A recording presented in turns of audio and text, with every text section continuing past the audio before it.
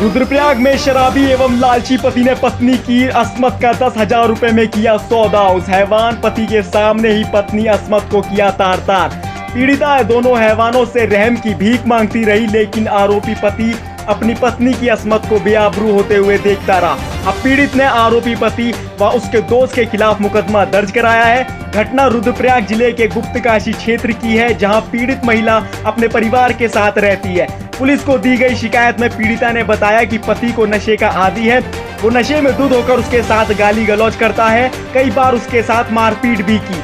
परिवार के बारे में सोचकर महिला पति की प्रताड़ना सहती रही। उत्तर प्रदेश के हाथरस में हुए दलित युवती के साथ बलात्कार की घटना से आज देश भर में आक्रोश उत्पन्न कर दिया है।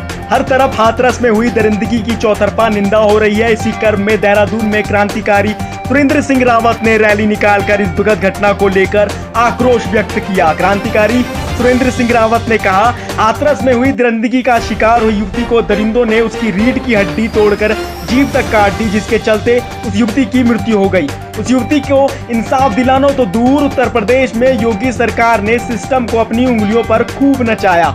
रातों रात पीड़िता के शव को उसके परिवार वालों की मर्जी के खिलाफ जला दिया गया।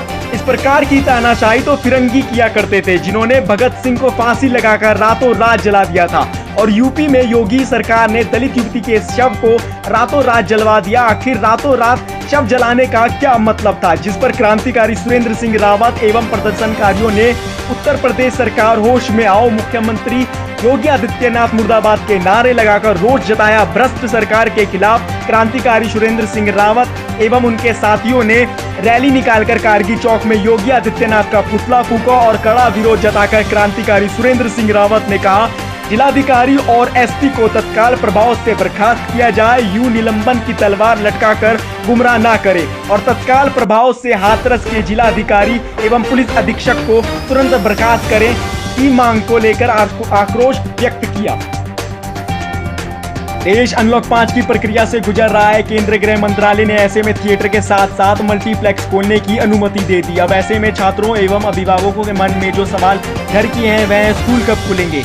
केंद्र सरकार ने स्कूल और कोचिंग सेंटर खोलने का निर्णय राज्य सरकार को दिया। सुरक्षा और शिक्षा को ध्यान में रख उत्तराखंड शिक्षा विभाग ने अहम फैसला लिया है। शिक्षा मंत्री अरविंद पांडे ने विभागीय बैठक ली और इसके बाद बड़ा ऐलान किया। शिक्षा मंत्री पांडे ने कहा कि बच्चों की सुरक्षा के साथ किसी भी प्रकार का कोई समझौता नहीं होगा और सभी पक्षों से व्यापक विचार विमर्श के बाद ही स्कूल खोलने पर फैसला लिया जाएगा। फिलहाल स्कूल नहीं खोले जाएंगे। सभी जिलों से डीएम की रिपोर्ट आने के बाद कैबिनेट इस पर विचार करेगी और फिर फैसला करेगी कि प्रदेश में स्कूल कब से खोलने हैं और किस प्रक्रिया से खोलने हैं। उत्तराखंड में स्कूल खोलने से पहले सरकार, जिला प्रशासन, स्वास्थ्य विभाग और अभिभावकों की राय लेगी।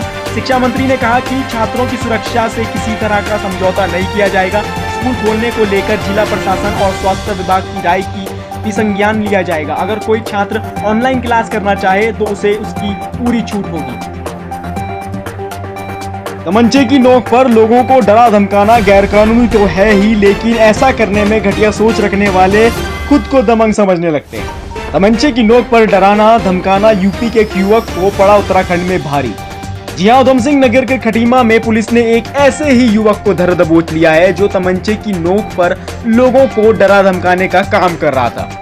युवक यूपी से तमंचा लाकर क्षेत्र के लोगों पर रौब ढांकने की कोशिश कर रहा था, लेकिन पासा उल्टा पड़ गया। गश्त के दौरान युवक पुलिस के हत्थे चढ़ गया। तलाशी के दौरान युवक के पास से एक तमंचा और जिंदा कारतूस बरामद हुआ। घटना छनकैया थाना क्षेत्र की है, जहां नेपाल सीमा से सटे ऊंची महुवट गांव में पुलिस गश्त कर रही थी। इसी दौरान पुलिस को एक युवक बाइक से गुजरता दिखा। युवक की हरकतें देख पुलिस ने उसे रोक लिया। तलाशी के दौरान उसके पास से 315 बोर तमंचा और जिंदा कारतूस बरामद हुआ। पकड़ा गया युवक खटीमा के भड़ा बुढ़िया गांव का रहने वाला है। पुलिस ने उसे गिरफ्तार कर लिया है। पूछताछ के दौरान युवक ने बताया कि वो तमंचा दिखाकर अपने दोस्तों पर रौब गांठना चाहता था।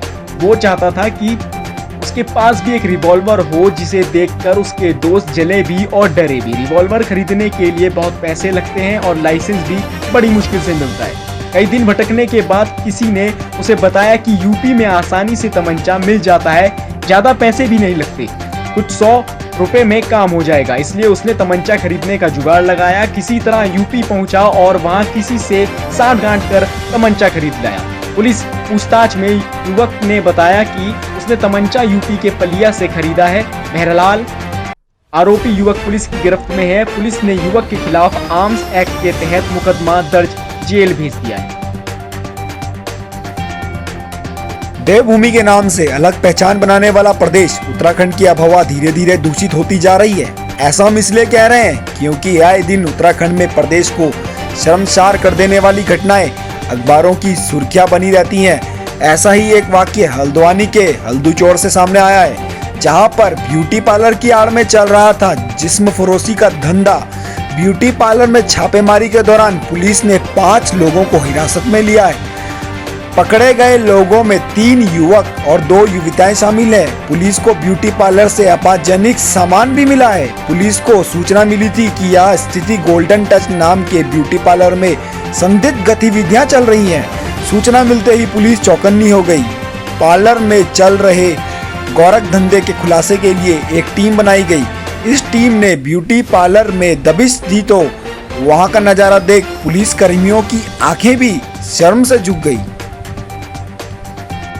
जिस समाज में स्त्री को देवी का दर्जा दिया जाता हो, पूजा जाता हो, आज उसी समाज में स्त्री कितनी सुरक्षित है यह आए दिन देखने को सुनने को मिल ही जाता है।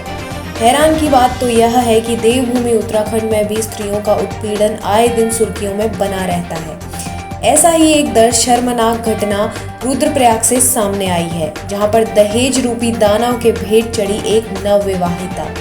बेटी के पिता का दर्द है जो आंसू बनकर आंखों से छलक आता है। आरोप है कि ससुराल वालों ने दहेज के लिए उसे जान से मार डाला। उन्होंने इस संबंध में उप जिलाधिकारी को तहरीर दी है। मृतका की शादी इसी वर्ष मई को पाला करौली गांव निवासी अर्जुन सिंह पुत्र रघुवीर सिंह के साथ हुआ था। तो वहीं इस मामले में लड़की के पिता ने ससुरालियों पर आरोप लगाया है कि शुरू से ही उनकी बेटी को दहेज के लिए परेशान किया जा रहा था और ससुरालियों की तरफ से 2 लाख रुपए की मांग भी रखी गई थी। 27 सितंबर को सुबह 7 बजे उनकी बेटी का फोन आया था और वह रो रही थी। उनका कहना था कि उसे परिवार वाले परेशान कर रहे हैं। उसी दिन सुबह 9 बजे दामाद का फोन आया कि उनकी बेटी मर चुकी है। मामला संगीन है और इस बारे में उप जिलाधिकारी NS नंगन्याल ने बताया है कि तहरीर के आधार पर मुकदमा दर्ज कर लिया गया है। उत्तराखंड क्रांति दल की महानगर इकाई द्वारा समय समय पर कर्मचारियों के उत्पीड़न के खिलाफ आवाज उठाई जा रही है। इसी संबंध में एक ज्ञापन प्रबंध निदेशक उत्तराखंड परिवहन निगम को दिया गया। इस ज्ञापन के माध्यम से उत्तराखंड क्रांति दल ने एक स्पष्ट संदेश दिया है कि अब किसी भी तरह से कर्मचारियों का उत्पीड़न बर्दाश्त नहीं किया जाएगा। वर्ष 2012, वर्ष 2014 एवं वर्ष 2017 से संविदा चालक और परिचालक के रूप में जो कर्मचारी कार्य कर रहे हैं उन्हें अचानक 28 मई 2020 को निगम प्रबंध के द्वारा 10 जून 2020 तक अनुबंध पत्र के नवीनीकरण का तुगलकी आदेश जारी किया गया। इस क्रम में लगभग 400 संविदा कर्मचारी जो हैं वह अनुबंध पत्र का नवीनीकरण नहीं करा पाए। परिवहन निगम द्वारा इन कर्मचारियों का पूर्णतः शोषण किया जा रहा है। इन कर्मचारियों को अप्रैल 2020 से अभी तक वेतन का भुगतान नहीं किया गया है, जबकि माननीय उच्च न्यायालय नैनीताल द्वारा 23 सितंबर को उन्हें अंतिम राहत प्रदान करते हुए निगम प्रबंध को आदेश दिया गया था कि संविदा चालक एवं परिचालकों को बिना अनुबंध पत्र के नवीनीकरण के कार्य पर लिया जाए तथा अविलंब उनका वेतन जो है यथाशीघ्र भुगतान किया जाए। किंतु निगम प्रबंध के द्वारा गुरुवार तक भी इन कर्मचारियों को कार्य पर नहीं लिया गया और न ही इनके वेतन का भुगतान किया गया। ज्ञापन के माध्यम से उत्तराखंड क्रांति दल ने परिवहन निगम प्रबंध से यह मांग की है कि इन कर्मचारियों की मानवीय आधार पर मदद करते हुए उन्हें तुरंत कार्य पर लिया जाए तथा अविलंब इनके रुके हुए वेतन का भुगतान किया जाए। अगर प्रबंध इस संबंध में किसी भी तरह का कोई सकारात्मक कार्य नहीं करता है तो उत्तराखंड क्रांति दल इस संघर्ष को लेकर आंदोलन करने के लिए बाध्य होगा।